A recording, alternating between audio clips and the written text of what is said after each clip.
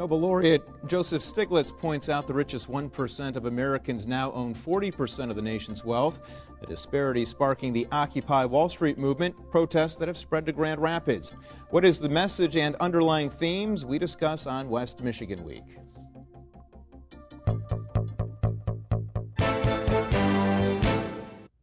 And thank you for joining us on West Michigan Week. On our panel today, Jim Harger, Grand Rapids Press. Thank you so much for joining us. You're welcome.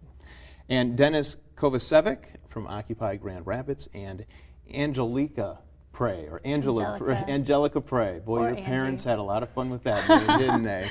Yes. Also with Occupy Grand Rapids. Thank you both so much for joining us. It's a pleasure.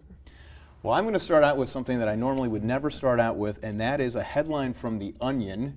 And this is from yesterday's Onion, and I think this might help spark the debate. The headline reads, "Nation waiting for protesters to clearly articulate demands before ignoring them." Some harsh words, but yet there might be some honesty in that headline. What is the message? And is there the potential that America begins to step away from this movement that has really begun to grow over the last few weeks? I feel like once you put a label on something, it loses meaning, and I'm quoting Camus with that. I think that the very beginning of this movement is to really unite people, and the first few days really consisted of a lot of gathering of ideas, a lot of democracy. The General Assemblies, which I've left quite a few times, just takes so long to choose on procedure and certain things, because once you do kind of make a demand, you kind of close a gap of, you know, who can join, who would be interested to join. Right now we're accepting everybody. We have people who were part of the civil rights movement in the 60s. We have college students, we have blue-collar workers, we have basically everybody, and we have people who are also very religious, and then at the same time you have secular people, you have people who are, you know, LBGT, so it's, the first phase I feel like is just common ground. It's really setting the foundation that we are in fact the 99%, that we are not, you know, 20% teenagers, 30% old people. It's really first an organization, I would say, in process. Can you state the problem you're trying to address? I think we should be plural with that. The problem we're trying to address is the problem that, you know, everybody sees when they leave any building and goes out into any inner city area. You have the problems of poverty, unemployment. You have the very critical class gap that everybody can obviously see. You have the struggle that the youth has to go through today, trying to, you know, have a job, go to college, be successful, not really be, blocked by loans, and where basically the problems are to raise the living standard in the country. I don't really think there's anything much bigger than to raise the living standard of everybody here, because it's coming to a pretty big breaking point from what we've seen. Mm-hmm. And when you don't make a set list of demands, it allows for the diversity that is actually our country to be represented, you know. As long as everyone can come in and understand that the message right now is not solidified, then, you know, we'll bring in more people who have different things to say. Instead of saying, we have these 10 demands, and they'll be like, well, I'm a medic, what about me? I'm not included in this list, you know? Yeah. So what do you agree on? Well, what everybody seems to agree on is the unfairness of the upper class basically using and kind of farming the working class. And the last decade, even prior to that, it's primarily, we all agree that something needs to change, that unless we do take a stand, that it's just gonna happen, it's gonna get worse. We really don't see too much of a response from the people who should be giving us a response. We feel like because we have such a powerful tool such as Facebook or whatever, maybe these other technological outputs, that we can, you know, really spread our movement very fast.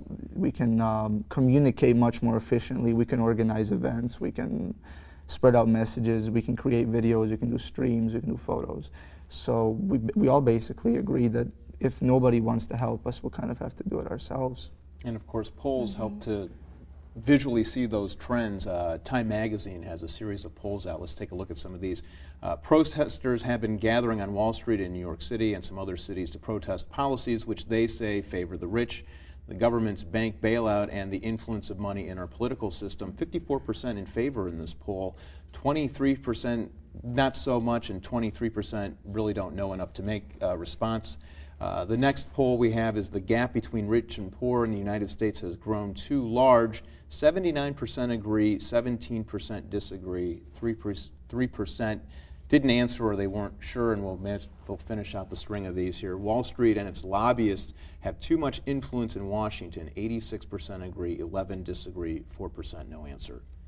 Kind of sets a tone here, and maybe that follows what you were saying, that it's more of a melting pot kind of a view of things. I think a lot of people are frustrated. And understanding that it's, I mean, I'd say we could all agree that there's some serious classism going on, and that within that, you know, all the people who are in the working class underneath that need to realize that their differences are so much smaller than their similarities and need to come together in order to make a difference.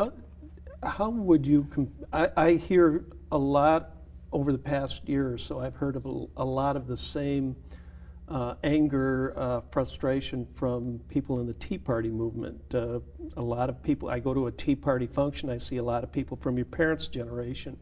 Do you have anything in common with the Tea Party activists, or are they diametrically opposed to you since they seem to support conservative political causes? I think we both have in common that we want the media to really show us. But I think they're going more towards their very own interest politically, and they're obviously, you know, a lot more concrete with their views than we are. So that's obviously the big, you know, difference you'll see. As far as our movement, I think they both also want a better living standard. If they were as, you know, merry in their everyday to-day lives, they wouldn't really spend the time to organize a Tea Party movement. As far as classism goes, as she mentioned earlier, I think that this movement is the most effective in destroying this division of the working class, because you obviously have even racism in this. You have older people, you have college students, you have people from inner city neighborhoods who are primarily minorities, and we were always divided.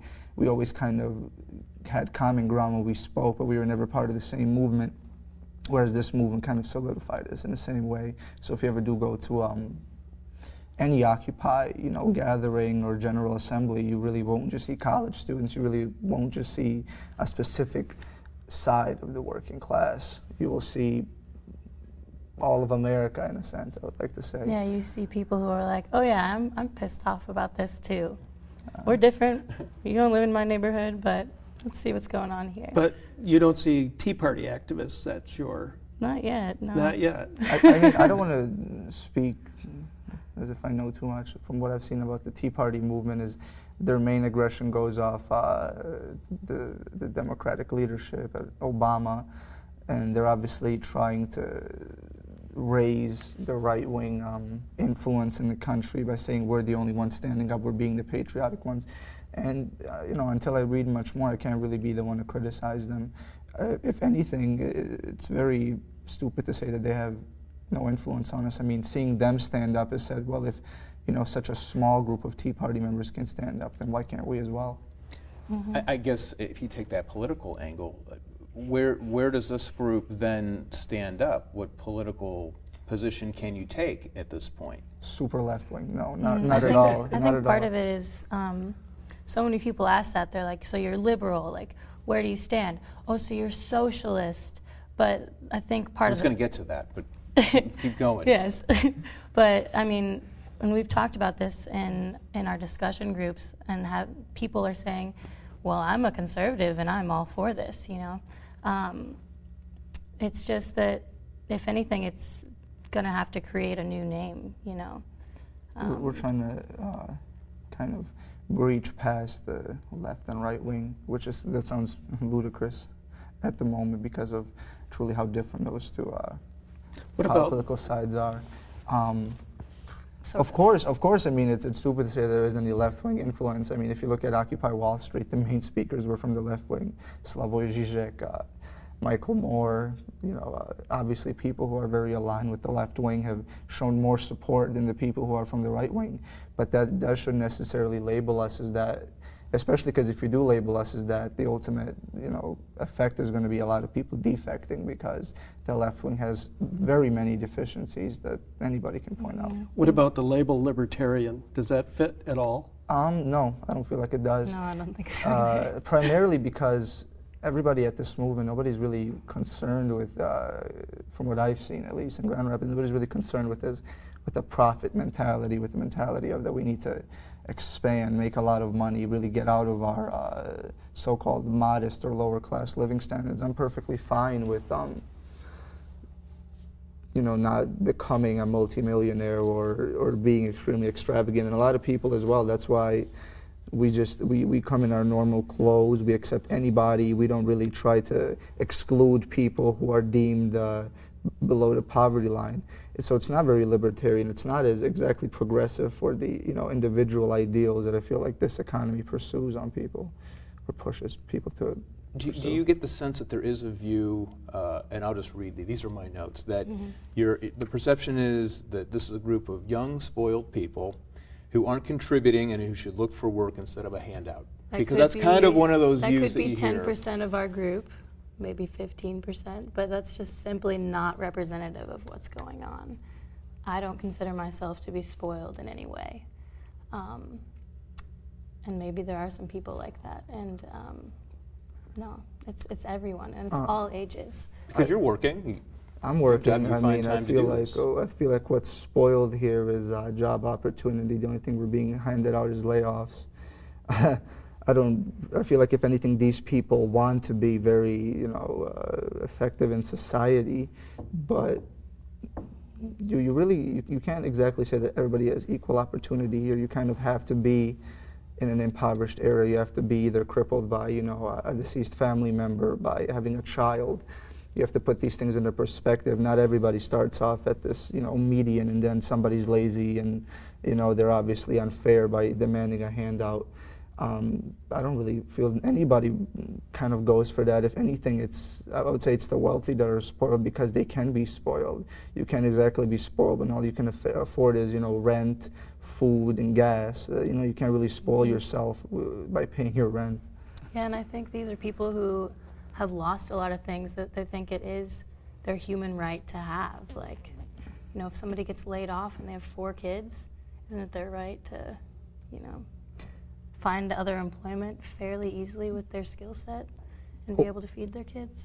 Ultimately, it's hard not to want to be spoiled, because the youth, if you look everywhere in the media, they're enforced to buy this, buy that, buy this, so that you can in fact be part of, whatever it is in mainstream media that pursues, whether it be buying nice clothes or not being the guy driving an old, Chevy. You have to go and buy yourself the new car. That's how you have to fit in with these icons in today's society. So if anything, it's really the same people that we're protesting against that want us to be spoiled, that want us to invest into their products. And if anything, most of the people here at the movement want to invest into knowledge, so we bring out free books and other, I would say, progressive materials. Are you protesting consumerism then?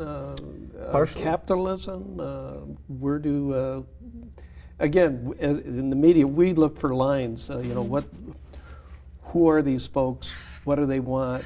What problems do they have? And that's something that we ask of every group that sits at tables like this. It's seeking out a clear message. And that Onion headline, it's along those lines. What is the Constitution? For us, I think it's been supporting our community more, understanding that the choices you make, where you buy from, paying attention to that, buying from a smaller business that is in your town instead of from Walmart. So in that way, it could be against consumerism. But everyone has their own things. Some people don't buy products that are tested on animals, and the list goes on. So it's being more conscious of what you buy, definitely. Everything is included in it. We're not protesting capitalism, we're just promoting modesty, we feel like. Consciousness. It's a difficult, and I was at the demonstration outside of the Biden fundraiser, and one of the asking one of the people who was designated as a spokesman for us, what do you want? His answer, change. Well, what kind of change? Just change. And I suspect his notion of change might be different than yours, Angie, or yours, Dennis. Can you sustain a movement with that broad of a base? I think we can. I think it's all about, instead of reading the old pages in the book of economy, I think it's much more than writing new ones, because we are so diverse and we have a much bigger population and much newer ideas. And because we have such a broad base, this obviously shows that we can, in fact, put all these positives together and propose a better system that would benefit everybody. All right, we're going to take a quick break, and when we come back, more with Occupy Grand Rapids.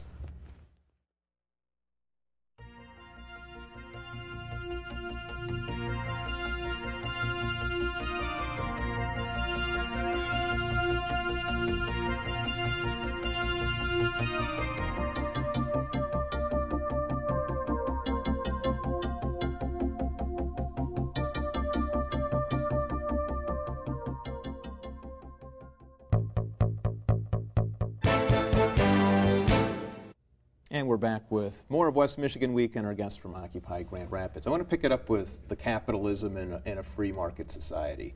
So you're not opposed to capitalism? Do I speak for the movement or for myself? Speak for both. I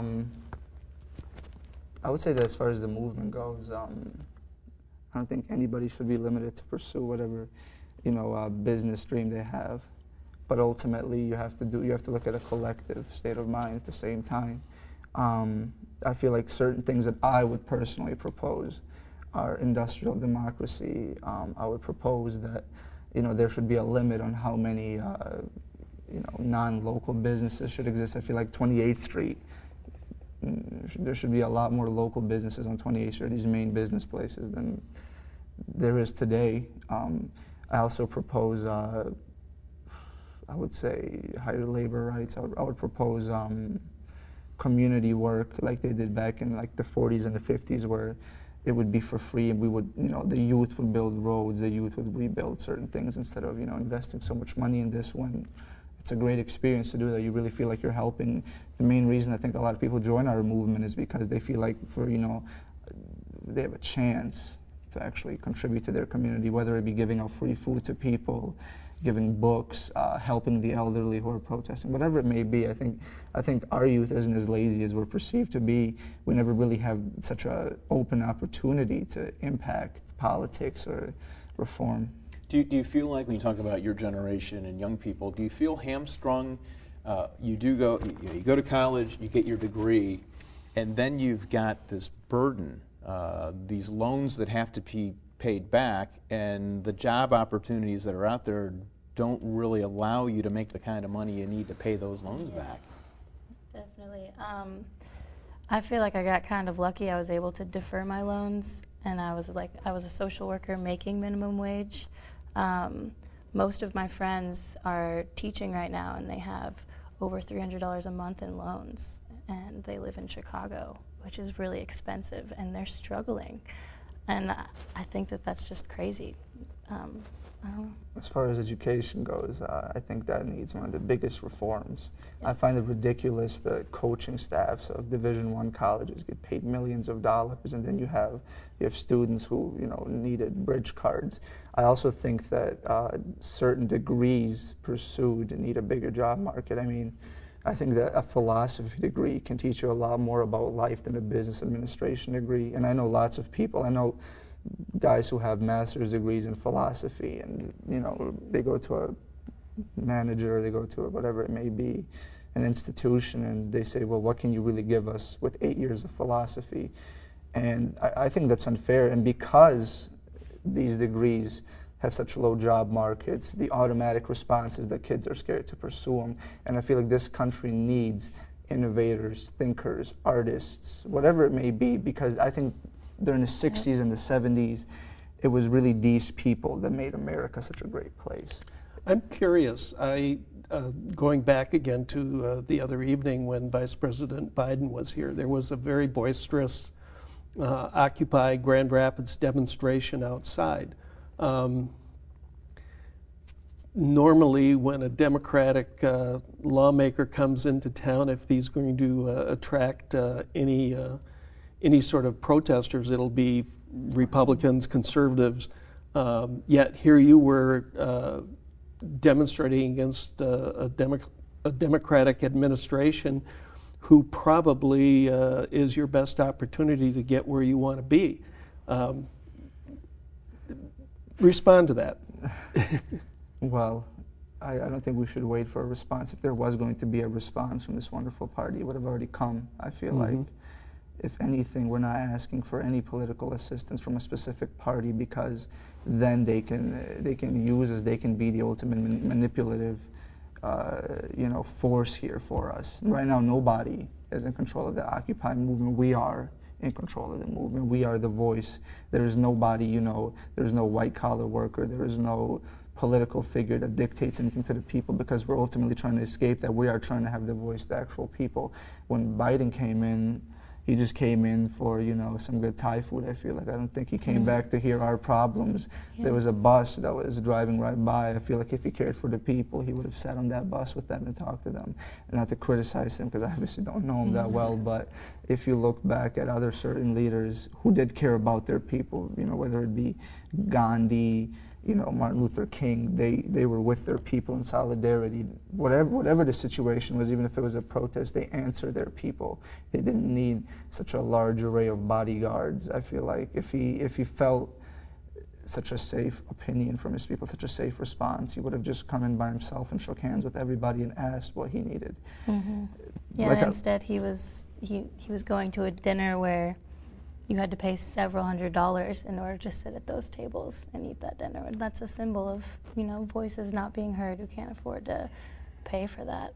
Is there an underlying theme here that perhaps, if you look at the politics here, that finance reform might be one of those political platforms that you're on? Because in that Time magazine poll saying that Wall Street and its lobbyists have too much influence in Washington, and 86% agree with that, is that perhaps one of those avenues that this group can take, that finance reform needs to change, that corporate America is in bed with government?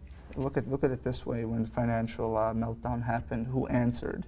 I think that for a few days it's been confirmed that I think it was a former Treasury official who was also an investor in Goldman & Sachs. I don't remember his name right now, who was the de facto leader of the economy for a few days, and I think his cell phone right now is in the museum because of how much it was blown up. Do you know his name? I can't remember. He's a very pleasant-looking fellow, but because of that, that was very left out. He was essentially directing the Obama administration because he had more money to invest. He had a bigger capital to invest than they did. That kind of made people wake up. The same way that. As of last, I think 2 weeks ago, J.P. Morgan donated $48 million to the NYPD to stop protesting in New York.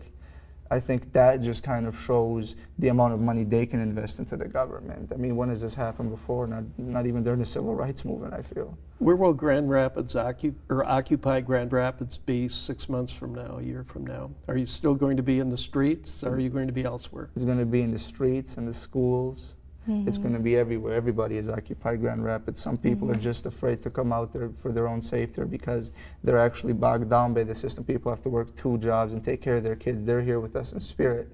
I'm not even there every day because of I obviously have my own duties to do. But Occupy Grand Rapids it has been here even before Occupy Grand Rapids. Is the people who've lived in the city, who have worked in the city, who ultimately are the city. It isn't this new movement that came from a different area or out of space. It's just the people decided, why don't we reach common ground and become a unifying force, and we make the rules in our city. One of your members is a candidate for mayor. He is running against George Hartwell, who is very established as the mayor of Grand Rapids, probably as sympathetic a public figure as you'll find. Is this movement threaten his re-election at all? I want to say that everybody in this movement is against giving political patronage to anybody. you can be part of the movement. Including one of your own. Everybody. This isn't a movement to really promote anybody. I think it's just, like I said, it's a grassroots movement to first organize, to make our demands. We don't really stand behind anybody. The same way I feel like Michael Moore might have tried to promote himself through the movement. Yeah. We're not behind that. It seems like it's social action first and then political actions. Not that I know anything about this new mayor. 13 months from now, we're going to have an election. Will the Occupy movement have an impact on that election in 2012? I think it will, but it's something that's evolving with each week, you know, what it really means. And the major thing is that I think together we're educating each other and realizing we can listen to each other's opinions and respect them, and we don't have to agree. All right. But we can figure out how to make it work. We have to end it there. Jim Hart, Grand Rapids Press.